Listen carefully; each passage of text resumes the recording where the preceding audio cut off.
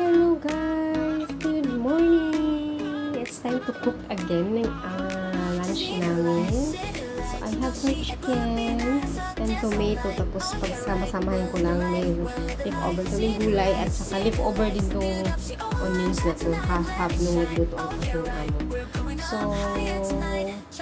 i-mix natin together. So yan, nagpakulo ako dito ng tubig kasi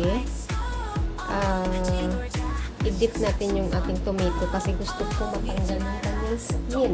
Kasi yung aking alaga ayaw niya ng balat.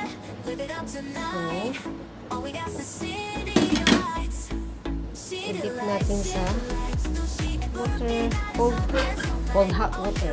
Cold water actually. Para lang mag-soft yung kanyang skin and then easy to peel off. So, ganyan lang. So, ayan, okay na siya. Tanggalin na natin. So, ayan guys, bumuka na yun siya. So, tanggalin na natin ang skin niya. Easy to peel off the skin kapag ganyan.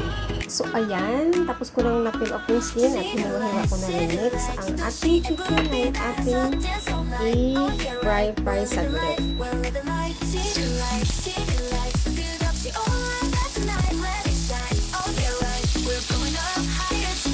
Brown ko lang konti guys. Tapos tatanggalin natin at i-fry naman natin ang ating onions.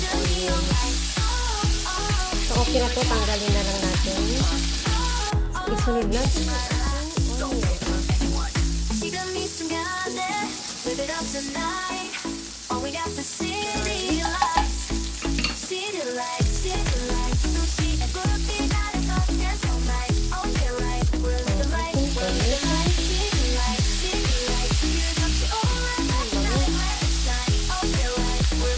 Ilagay natin ang ating chicken sa ibabaw.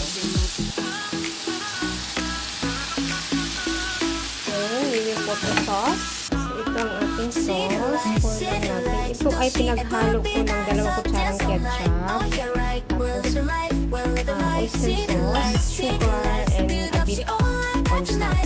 So, takpan lang natin, natin. Kasi mamaya dadami yung sauce kasi dahil sa ating tomato. Balikan natin siya mamaya. So, ayan, kumulo na siya, guys. Haluin natin. Wow!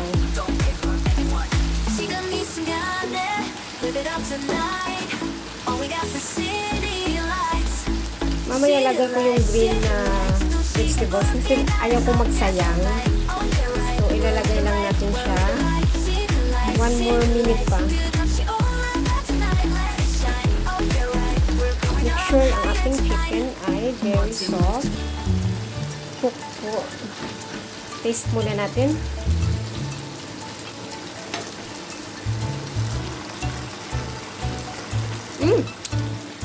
Ang sarap. So, konti pa guys.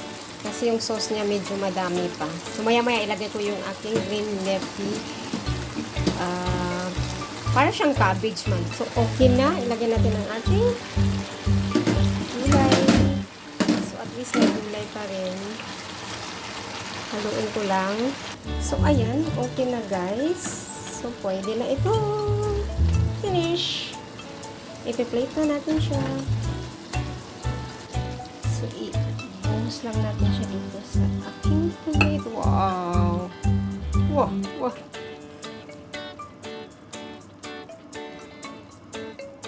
Wow!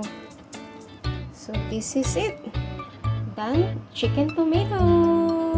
Dinagdagan ko lang ng gulay. And that's it. Very yummy and looking very yummy, yes. And yummy, yes, because I taste it. Thank you so much for watching. Bye-bye.